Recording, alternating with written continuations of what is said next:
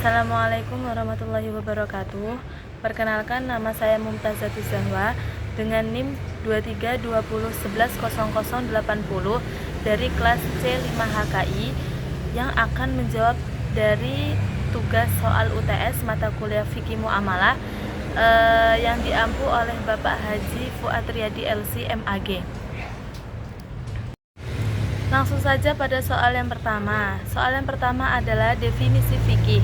Fikih secara bahasa adalah faham atau mengerti. Sedangkan secara istilah, fikih adalah ilmu yang mempelajari tentang hukum-hukum syariat Islam yang berkaitan dengan perbuatan manusia yang diambil dari dalil Al-Quran dan hadis. Sedangkan yang nomor 2, fikih muamalah. Fikih muamalah adalah ilmu yang membahas tentang aturan-aturan syariat Islam yang mengatur bagaimana perbuatan manusia dengan sesama, khususnya dalam kegiatan ekonomi dan kegiatan sosial seperti jual beli dan sewa menyewa. Langsung saja pada soal yang ketiga. Soal yang ketiga adalah macam-macam muamalah dan contohnya. Menurut Hendy Suhendi dalam bukunya yang berjudul Fikih Muamalah, muamalah itu ada 3 macamnya. Yang pertama, muamalah madiyah, yang kedua muamalah adabiyah, yang ketiga adalah muamalah iktisadiyah. Sedangkan dalam makalah hanya disebutkan 2 macam muamalah, yaitu muamalah madiyah dan muamalah adabiyah. Baik, saya jelaskan. Muamalah madiyah adalah yang berkaitan dengan harta dan benda seperti jual beli, sewa menyewa, dan pinjam meminjam. Seperti contohnya adalah jual beli di pasar dengan menggunakan uang cash. Yang kedua adalah muamalah adabiyah. Muamalah adabiyah itu berhubungan dengan sosial, seperti perjanjian, tolong menolong, atau dalam masyarakat itu gotong royong membangun rumah tetangga. Yang ketiga adalah muamalah iktisadiyah yang berhubungan dengan sistem ekonomi Islam seperti investasi atau sistem bagi hasil. Contohnya adalah buka usaha bersama menggunakan sistem bagi hasil atau mudharabah. Yang keempat adalah prinsip-prinsip fikih muamalah dan contohnya. Prinsip-prinsip fikih muamalah yang pertama adalah Rabbaniyah atau tauhid, yang secara bahasa artinya bersumber dari Allah. Sedangkan secara istilah adalah prinsip atau aturan semua muamalah harus berlandaskan kepada tauhid atau keimanan kepada Allah, sesuai dalam Al-Quran surah Al-Baqarah ayat 21 yang berbunyi Bismillahirrahmanirrahim. Ya ayyuhan nasu u'budu rabbakumul ladzi khalaqakum walladzina min qablikum la'allakum tattaqun, yang artinya, hai manusia, sembahlah Tuhan yang menciptakanmu dan seluruh orang-orang sebelummu agar kamu bertakwa.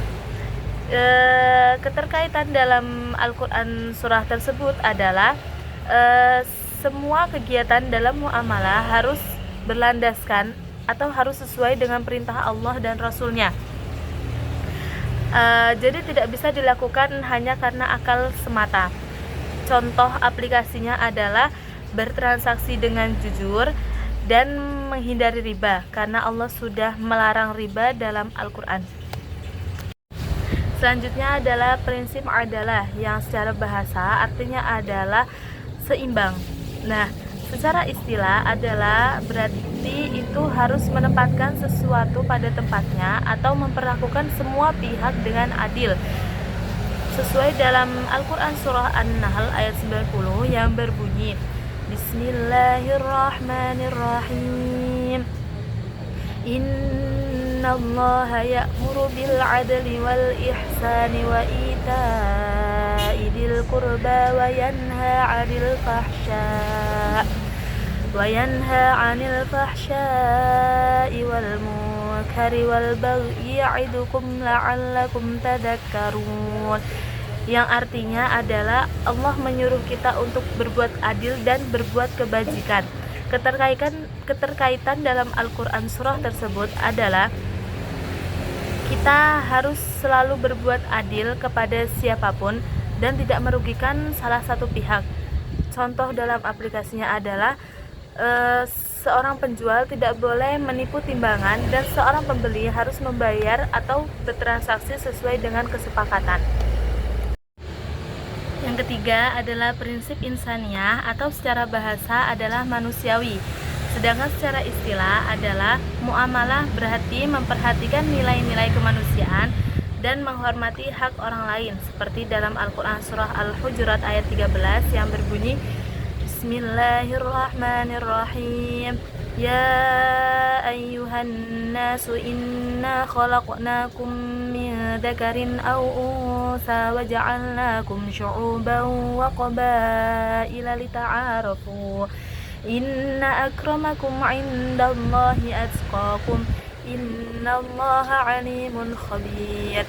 Yang artinya Allah menciptakan manusia berbeda suku dan bangsa agar untuk saling mengenal. Keterkaitan dalam Al-Quran surah tersebut adalah Islam mendorong untuk kita saling tolong-menolong tanpa merugikan orang lain. Nah, contoh kasusnya adalah membantu tetangga yang sedang kesusahan dan tidak mengharapkan imbalan. Prinsip yang keempat adalah hurriyah. Dalam bahasa, hurriyah artinya adalah kebebasan atau merdeka.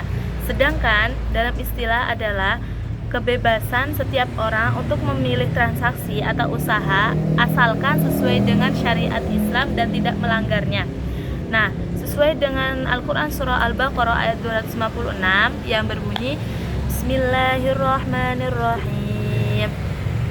La ikraha fid din qad tabayyana ar-rusydu minal ghayy faman yakfur bit-taghuti wa yu'min billahi faqad istamsaka bil 'urwatil wuthqa la fisama laha wallahu samii'un 'alim. Yang artinya itu adalah tidak ada paksaan dalam agama Islam. Nah, keterkaitan dengan Al-Quran surah tersebut adalah Islam membebaskan kita untuk membuka usaha atau bertransaksi asalkan sesuai dengan perintah Allah dan syariat Islam. Nah, contoh aplikasinya adalah kita bisa membuka usaha apapun asalkan halal dan tidak mengandung riba ataupun penipuan. Nah, yang terakhir adalah prinsip adamul gharar war riba. Adamul gharar artinya adalah tidak boleh adanya ketidakjelasan atau penipuan. Sedangkan larangan riba adalah larangan tambahan bunga atau yang diharamkan dalam transaksi pinjam meminjam ataupun jual beli. Sesuai dalam Al-Quran surah Al-Baqarah ayat 275 yang berbunyi Bismillahirrahmanirrahim. Alladzina ya'kuluna ar-riba la yaqumuna illa kama yaqumul ladzi yatakhabbathu asy-syaitanu minal mas. Dzalika bi annahum qalu innamal bay'u mithlur riba wa ahallallahu al-bay'a wa harrama ar-riba. Faman ja'ahu maw'idatun min rabbih fantaha falahu ma salaf wa amruhu ila Allah wa man 'ada fa ulaika ashabun nar hum fiha khalidun. Yang artinya adalah Allah menghalalkan jual beli dan mengharamkan riba. Keterkaitan dengan Al-Quran surah tersebut adalah Islam melarang, jelas melarang untuk melakukan aktivitas atau transaksi yang merugikan orang lain dengan ketidakpastian atau penipuan dan juga riba. Nah, contohnya adalah tidak menjual barang yang belum jelas kepastiannya atau belum jelas wujudnya dan tidak meminjamkan uang dengan tambahan bunga atau riba. Sekian video tugas UTS dari saya, kurang lebihnya mohon maaf sebesar-besarnya. Wassalamualaikum warahmatullahi wabarakatuh.